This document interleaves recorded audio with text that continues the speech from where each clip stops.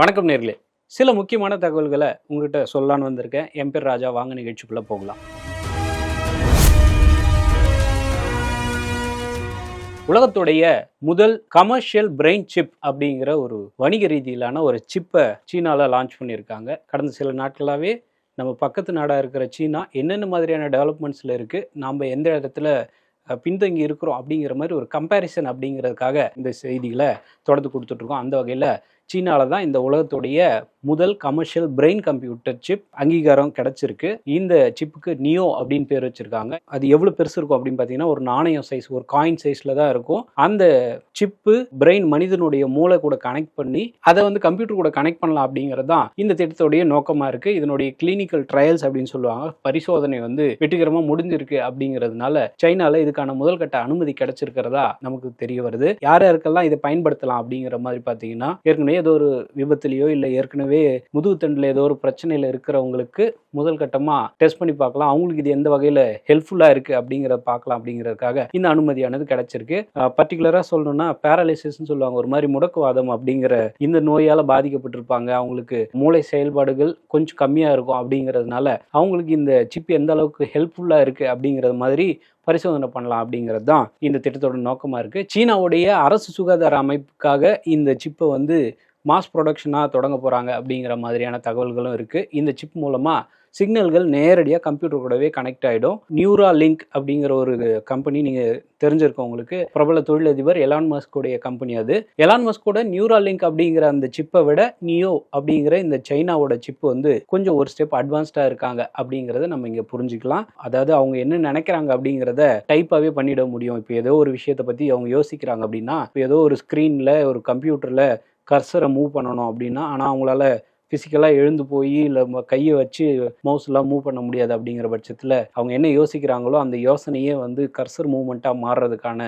டெக்னாலஜியும் இதில் இம்ப்ளிமெண்ட் பண்ணியிருக்கிறதா சொல்லியிருக்காங்க. ஸோ வருங்காலங்களில் டிப்ரெஷன், எபிலெப்சி, ஸ்ட்ரோக்கு, பார்க்கின்சன் இந்த மாதிரியான நோய்களுக்கு கூட வருங்காலத்தில் இந்த மாதிரியான சிப்ஸை பயன்படுத்தலாம் அப்படிங்கிற மாதிரியான தகவல் இருக்குது. இதுக்கு அடுத்தபடியாக எதை செஞ்சாலும் அதில் ஒரு புதுமையும் அதை சுற்றுச்சூழலுக்கு பாதிப்பு ஏற்படுத்தாத வகையிலையும் பண்ணுறதுல ஜப்பானியர்கள் எப்பவுமே ஒரு ஸ்டெப் மேலே தான் இருக்காங்க. உலகத்துக்கே ஒரு ஸ்டெப் மேலே தான் இருக்காங்க. அப்படிங்கிறதுல ஜப்பானில் ஆராய்ச்சியாளர்கள் ஒரு புது விதமான கண்டுபிடிப்பை இறங்கியிருக்காங்க. அவங்க சாப்பாட்டை எப்படியும் வேஸ்ட் பண்ணிடக்கூடாது. அப்படியே வேஸ்ட் ஆச்சுனாலுமே அதை திருப்பி சுற்றுச்சூழலுக்கு பாதிப்பு ஏற்படுத்தாத வகையில் இதை எப்படி மாற்றி ரீயூஸ் பண்ணலாம் அப்படிங்கிறதுல ஜப்பானியர்கள் ஒரு கில்லாடிகள். அப்படிங்கிறதுனால உடோன் நூடுல்ஸ் அப்படிங்கிற ஒரு நூடுல்ஸ் இருக்குது. அந்த நூடுல்ஸ் அதை அப்படியே கம்ப்ளீட்டாக பேப்பராக மாற்றுறதுக்கான ப்ராசஸை அவங்க சக்ஸஸ் பண்ணியிருக்காங்க அப்படிங்கிற ஒரு தகவலும் கிடைச்சிருக்கு. இந்த முயற்சியை எங்கே பண்ணியிருக்காங்க அப்படின்னா, ககாவா யூனிவர்சிட்டி அப்படின்னு ஒரு யூனிவர்சிட்டி இருக்குது. இந்த யூனிவர்சிட்டியில் ப்ரொஃபஸர் நவோட்டாக்கா அப்படிங்கிறவர் தான் இந்த ப்ராஜெக்டை அவர் தொடங்கி வைக்கிறார். அவர் என்ன சொல்கிறார் அப்படின்னா,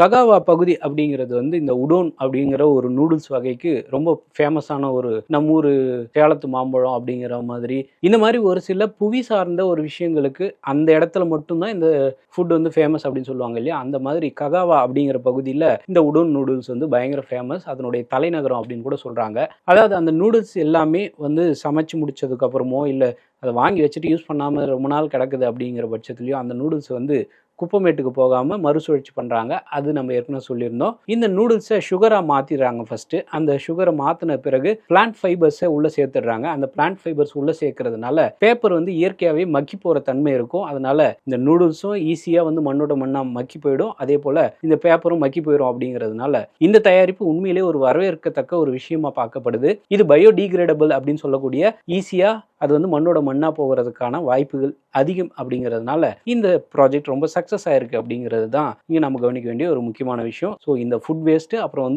ரிசோர்ஸை வேஸ்ட் பண்ணக்கூடாது அப்படிங்கிற ரெண்டு பிரச்சனைக்கும் ஒரே கல்ல ரெண்டு மாங்க அடித்த மாதிரி இந்த விஷயம் ரொம்ப முக்கியமாக இருக்குது அப்படிங்கிறதும் சொல்லப்படுது. இது ரெண்டாவது தகவல். உலகத்தில் நம்மளை சுற்றி அடுத்து இந்த பெரிய கண்ட்ரிஸ் என்னென்ன பண்ணுறாங்க அப்படிங்கிறத ஒரு அலசலாக சொல்லலாம் அப்படிங்கிறதுக்காக இந்த தகவலை மூணாவதாக சொல்கிறேன். அமெரிக்காவுடைய பாதுகாப்பு இதெல்லாம் மெயின்டைன் பண்ணுற இடம் பென்டகன் சொல்லுவாங்க. இந்த பென்டகனில் சில சீன நிறுவனங்களை வந்து பிளாக் லிஸ்ட் பண்ணி வச்சிருக்காங்க அப்படிங்கிறத நம்ம கவனிக்கணும். உங்களுக்கு எல்லாருக்குமே தெரிஞ்சிருக்கும், இந்தியாவில் இப்போ நிறைய கார்கள் வந்து ரோட்ல போறதுல முக்காவாசி கார்கள் வந்து சீன கார்கள். அதுலேயும் BYD அப்படிங்கிற ஒரு நிறுவனம் உங்களுக்கு எல்லாருக்குமே தெரிஞ்சிருக்கும். இந்த BYD நிறுவனத்தை அமெரிக்காவோட பென்டகன் இப்போ வந்து பிளாக் லிஸ்ட் பண்ணி வச்சிருக்காங்க. மிலிட்ரி லிங்க்டு கம்பெனிஸ் அப்படிங்கிற பட்டியலில் சேர்த்திருக்காங்க. இந்த பிளாக் லிஸ்ட் கம்பெனிஸ்ல BYD அப்படிங்கிற கம்பெனி இருக்கு, பைடு அப்படின்னு ஒரு ஆப் இருக்கு, அலிபாபான்னு ஒரு பிரபலமான இணையதளம் இருக்கு. இந்த கம்பெனிஸ்லாம் சேர்த்திருக்காங்க. ஏன் அவங்க இதை பண்றாங்க அப்படின்னு பார்த்தீங்கன்னா, சீன ராணுவத்துடைய நேரடி கண்ட்ரோலுக்கு இவங்களுக்கும் ஏதோ ஒரு தொடர்பு இருக்கு அப்படின்னு சொல்லி பென்டகன் வந்து குற்றஞ்சாட்டு இன்னைக்கு நேத்தா இல்ல, ரொம்ப வருஷமாவே சீன நிறுவனங்கள்னாவே அவங்க வந்து உளவு பார்க்குறாங்க, அமெரிக்கர்களை உளவு பார்க்குறாங்க அப்படிங்கிற மாதிரியான ஒரு குற்றச்சாட்டு இருக்கு. அதனால இந்த கம்பெனிஸ் எல்லாம் வந்து இனிமேல் நாங்கள் யூஸ் பண்ண மாட்டோம் அப்படின்னு சொல்லி ஒரு பிளாக் லிஸ்ட் பண்றதா சொல்றாங்க. இந்த பிளாக் லிஸ்ட்ல இது வரைக்கும் 188 சைனீஸ் கம்பெனிஸ் இருக்கு அப்படிங்கிறத நம்ம பார்க்குறோம். இது சீனாவுடைய AI அப்புறம் வந்து டெக்னாலஜி நிறுவனங்களுக்கு ரொம்ப பெரிய ஒரு பின்னடைவா பார்க்கப்படுது அப்படிங்கிறத நம்ம இங்க புரிஞ்சுக்கணும். பிளாக் லிஸ்ட்ல சேர்த்தாலும் உடனடியாக சாங்ஷன்ஸ் பண்ணிட முடியாது. அதை வந்து மிலிட்ரி யூசேஜில் மட்டும் தற்காலிகமாக நிறுத்தி வச்சிருக்காங்க அப்படிங்கிறது தான் இதை நம்ம கவனிக்க வேண்டியது இருக்கு. மேலே பார்த்த 3 தகவல்களுமே வந்து உலகத்தில் நம்மளை சுற்றி நடக்கிற ஒரு ரொம்ப முக்கியமான தகவல்கள் அப்படிங்கிறதுனால அதை முதல்ல உங்ககிட்ட வச்சேன். அதுக்கு அடுத்தபடியாக வந்து நாமளே திருடனுக்கு ஒரு ரூட் போட்டு கொடுத்தா எப்படி இருக்கும், அப்படி ஒரு ரூட் போட்டு கொடுத்துருக்காங்க மத்திய பிரதேசத்தில் ஒரு யூடியூபர். ஹாய் ஃப்ரெண்ட்ஸ், நல்லா இருக்கீங்களா அப்படின்னு சொல்லி எல்லாருமே கூப்பிடுற மாதிரி இவங்களும் தங்களுடைய வீட்டில் இருக்கிற ஹோம் டூர் அப்படின்னு சொல்லுவாங்க. எங்கள் வீட்டில் இந்த டிவி இருக்கு, இந்த ஃப்ரிட்ஜ் இருக்கு, வாங்க இதுதான் என்னோட பெட்ரூம், இதுதான் வந்து எங்களோட தோட்டம் அப்படின்லாம் இவர் ஒரு லேடி வந்து ஹோம் டூர் பண்றாங்க. அப்படி ஒரு ஹோம் டூர் பண்ணது தான் ஒரு பெரிய பிரச்சனையா மாறி இருக்கு. அது என்ன அப்படின்னா, மத்திய பிரதேச மாநிலம் ஷிவ்புரி அப்படிங்கிற பகுதியில் ஒரு பிரபல யூடியூபரா இருக்காங்க, ரச்சனா குர்ஜார் அப்படிங்கிறது அவங்களோட பேரு. இவங்களுக்கு மொத்தம் 1 லட்சம் சப்ஸ்கிரைபர்ஸ் இருக்காங்க. இவங்க வந்து என்ன பண்றாங்க அப்படின்னா, சனிக்கிழமை தன்னோட வீட்டில் நல்லா அசந்து தூங்கிட்டு இருக்காங்க ஃபேமிலியோட. இந்த ரச்சனாவையும் அவங்க குழந்தையும் ஒரு ரூம்ல தூங்கிட்டு இருந்தது தெரிஞ்சு வெளிப்பக்கமா தாப்பா போட்டுட்டு 2 மணிக்கு வீட்டுக்குள்ளார புகுந்த திருடர்கள் என்ன பண்ணிருக்காங்கன்னா, இவங்க போட்ட வீடியோவை திரும்ப திரும்ப பிளே பண்ணி பார்த்தாங்களா என்னன்னு தெரியல, எந்த இடத்துல நகை வைப்பாங்க அப்படிங்கிறது வரைக்கும் பர்ஃபெக்டா தெரிஞ்சு அந்த நகையை ஆட்டையை போட்டு போயிட்டாங்க. நகையோட மதிப்பு 8 ல இருந்து 10 லட்சம் ரூபாய் இருக்கும் அப்படின்னு சொல்றாங்க.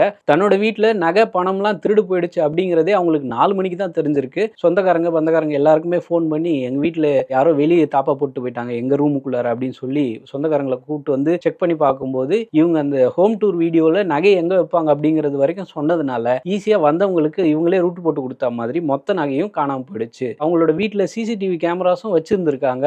இவங்க எந்த இடத்துல இருந்து வீடியோ எடுத்திருக்காங்க, எந்த இடத்துல இருந்து CCTV எது வரைக்கும் தெரியும் அப்படிங்கிறது வரைக்கும் நோட் பண்ண திருடுங்க ரொம்ப லாவகமா அந்த CCTVயை ஒரு லத்தியை வச்சு மொத்தமா வேற பக்கமா திருப்பிட்டு யார் வந்து போனாங்க அப்படின்னே தெரியாத வகையில தடயத்தை அழிக்க முயற்சி பண்ணியிருக்காங்க.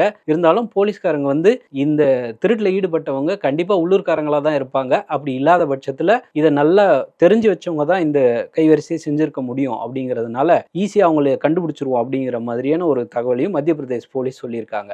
ஸோ நாமளே பிரச்சனையை விலை கொடுத்து வாங்க வேண்டாம் அப்படிங்கிறது தான் போலீஸ்காரங்க சொல்ற ஒரு முக்கியமான தகவல். எதெல்லாம் நீங்க வந்து பொதுமக்களுக்கு சொல்லலாம், எதெல்லாம் சொல்லக்கூடாது அப்படின்னு ஒரு வரமுறை இருக்கு. நீங்களே அப்புறம் இப்போ நகை போயிடுச்சு, பணம் போயிடுச்சு அப்படின்னு சொல்லி போலீஸை குற்றம் சொல்லாதீங்க தயவுசெய்து. சில தனி உரிமைகள் பத்திரமா இருக்கணும், சில பிரைவேசி அது பிரைவேசியாவே தான் இருக்கணும் அப்படிங்கிறது தான் போலீஸ்காரங்க சொல்ற முக்கியமான தகவலாக இருக்கு. ஸோ இந்த மாதிரியான இன்ட்ரெஸ்டிங்கான தகவல்கள் தொடர்ந்து கொடுத்துட்டு இருக்கேன். என் பேர் ராஜா. நன்றி, வணக்கம்.